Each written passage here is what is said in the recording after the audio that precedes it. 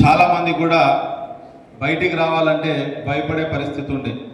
అది ఎందుకు చెప్తున్నా అంటే టీఆర్ఎస్ ప్రభుత్వం 6 గ్యారెంటీలతోని, కాంగ్రెస్ ప్రభుత్వం 6 గ్యారెంటీలతోని మనము ముందుకు పోవడం జరిగింది. 6 గ్యారెంటీలే కాక 7వ గ్యారెంటీ స్వేచ్ఛ, ప్రజలకి, మహిళలకి, తెలంగాణ ప్రజలకి స్వేచ్ఛ అనేది 7వ గ్యారెంటీ అని చెప్పి ఈ సందర్భంగా తెలియజేస్తున్నా. అంటే నేను ఎమ్మెల్యే ఎలక్షన్ మొన్నటి వరకు కూడా ఏ సందర్భమైనా సరే నేను ఒక మీటింగ్ పెడుతున్నా కానీ ఆ మీటింగ్కి పోనీయకుండా మాజీ ఎమ్మెల్యే ఎన్నో రకాలుగా భయభ్రాంతులు చేస్తుండే. అందుకోసమే మొట్టమొదటిసారి నా ప్రోగ్రాంలో మిమ్మల్ని అందరినీ చూసినందుకు చాలా సంతోషంగా ఉందని చెప్పి ఈ సందర్భంగా తెలియజేస్తున్నా.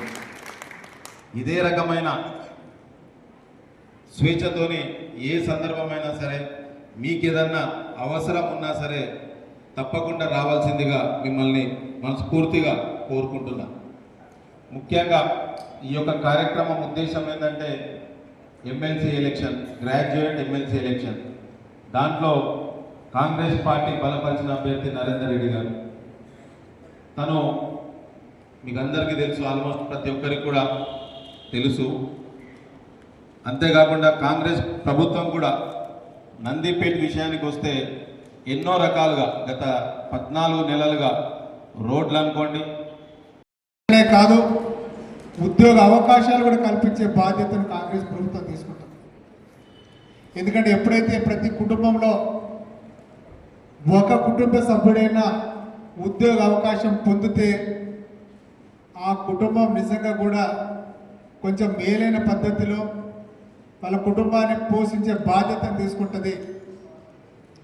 అందుకొరకు మన గౌరవ ముఖ్యమంత్రి వర్యులు ప్రతి జిల్లా హెడ్ క్వార్టర్స్లో స్కిల్ డెవలప్మెంట్ యూనివర్సిటీని స్టార్ట్ చేసి ఎక్కడికక్కడే చదువుకొని ఉద్యోగాలు రాకుని ఇబ్బంది పడుతున్నటువంటి గ్రాడ్యుయేట్స్ అందరికీ శిక్షణ కల్పించాలి. శిక్షణతో పాటు వాళ్లకు ఉద్యోగ అవకాశాలు కూడా కల్పించాలని ఒక గొప్ప ఆలోచనతో ప్రభుత్వం ఉంది.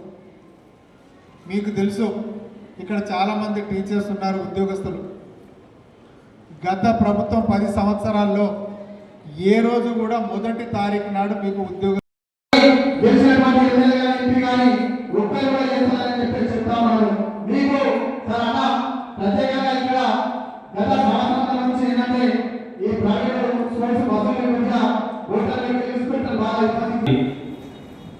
కార్యక్రమానికి అధ్యక్షత వహిస్తున్న మండల అధ్యక్షులు మైపాల్ గారికి, ఎమ్మెల్యే మురళీ నాయక్ గారికి, నాతో పాటు విచ్చేసిన Armoor market committee chairman Saibaba గారు, గౌడ్ గారికి, వెంకట్రామరెడ్డి గారు,